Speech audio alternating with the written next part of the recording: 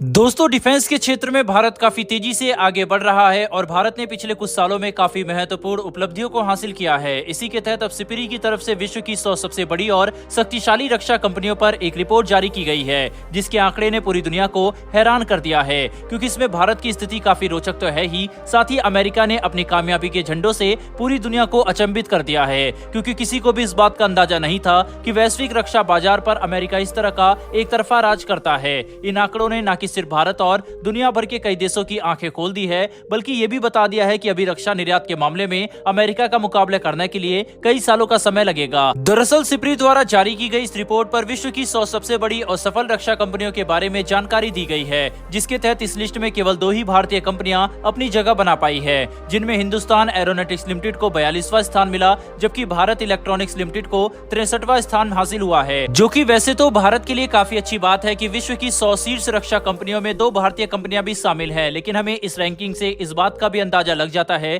कि भारत को रक्षा के क्षेत्र में अभी काफी ज्यादा काम करना होगा, जिसके तहत न कि हमें ज्यादा बिलियन डॉलर रक्षा कंपनियों का निर्माण करना होगा, बल्कि कम से कम इस रैंकिंग के टॉप 20 में भी पहुंचना होगा। वहीं भारत ऐसा तभी कर सकता है जब हमारा रक्षा बजट कम से कम 100 बिलियन डॉलर से ज्यादा का हो और भारत अपने डोमेस्टिक डिफेंस इंडस्ट्रियल इकोसिस्टम को विकसित करने में हर साल कई बिलियन डॉलर का खर्च करे, और ये खर्च हमें 2 या 5 साल तक नहीं बल्कि 10 से लेकर 20 साल तक लगातार करना होगा, तभी हम एक मजबूत रक्षा इकोसिस्टम तैयार कर पाएंगे। साथ ही भारत को डिफेंस रिसर्च में भी अपनी फंडिंग को काफी तेजी से बढ़ाना होगा, जिस मामले में हम दुनिया के कई देशों से काफी ज्यादा पीछे चल रहे हैं। बिना रिसर्च और डेवलपमेंट में खर्च किए भारत कभी भी विश्व स्तरीय रक्षा उपकरणों का विकास नहीं कर सकता, इसीलिए हमें R&D में ज्यादा खर्च करने की जरूरत है। साथ ही इसमें हमें प्राइवेट कंपनियों का भी पूरा साथ हासिल करना होगा, जो कि भारत की रफ्तार को तेज कर देगा। वहीं इसके अलावा बात की जाए इस रैंकिंग में अमेरिका की हैरान कर देने वाली स्थिति की, तो इससे इस बात का खुलासा हुआ है कि विश्व के कुल रक्षा बाजार का 50% से भी ज्यादा हिस्सा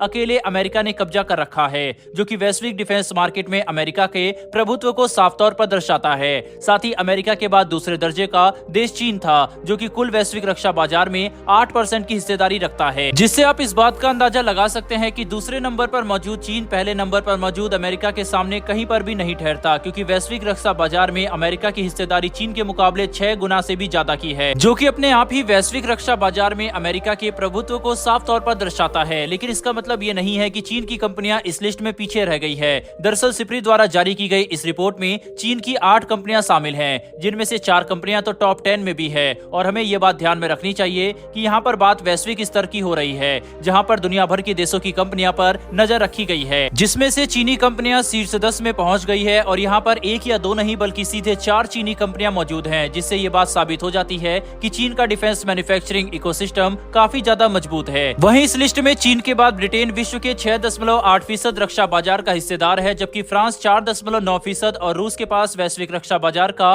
3% मौजूद है, जो कि इन देशों को भी वैश्विक स्तर पर रक्षा के क्षेत्र में काफी बड़ा खिलाड़ी बना देता है। इस रिपोर्ट में दिए गए आंकड़ों को ध्यान में रख के देखा जाए तो ये बात तो साफ हो जाती है कि भारत को रक्षा के क्षेत्र में अभी काफी काम करने की जरूरत है, ताकि विश्व की शीर्ष रक्षा कंपनियों में कम से कम भारत की 5 से लेकर 10 कंपनियां मौजूद हो, वह भी टॉप 20 में, तभी जाकर हम ये कह सकते हैं कि भारत के पास एक मजबूत रक्षा इकोसिस्टम मौजूद है, जो कि वैश्विक स्तर पर दूसरे देशों को टक्कर देने की क्षमता रखता है। हालांकि भारत रक्षा के क्षेत्र में काफी तेजी से प्रगति हासिल कर रहा है, और हाल ही में भारत ने जिस तरह से उपलब्धियां हासिल की है वह तो काफी सराहनीय है। चाहे बात की जाए फिलीपींस को ब्रह्मोस मिसाइल की सप्लाई की, या फिर अर्मीनिया द्वारा पिनाका स्वाति रडार और आर्टिलरी की खरीद करना, वहीं इन सभी से इस बात का प्रमाण मिलता है कि धीरे धीरे वैश्विक स्तर पर कई देश भारतीय हथियारों में रुचि दिखा रहे हैं और उन्हें अपनी सेना का हिस्सा बनाने पर जोर दे रहे हैं। साथ ही जिस तरह से भारत मलेशिया, अर्जेंटीना और दूसरे देशों के साथ बड़े रक्षा समझौते को लेकर बातचीत कर रहा है, ये इस बात को दर्शाता है कि आने वाले समय में बहुत जल्दी भारत तेजस फाइटर जेट से लेकर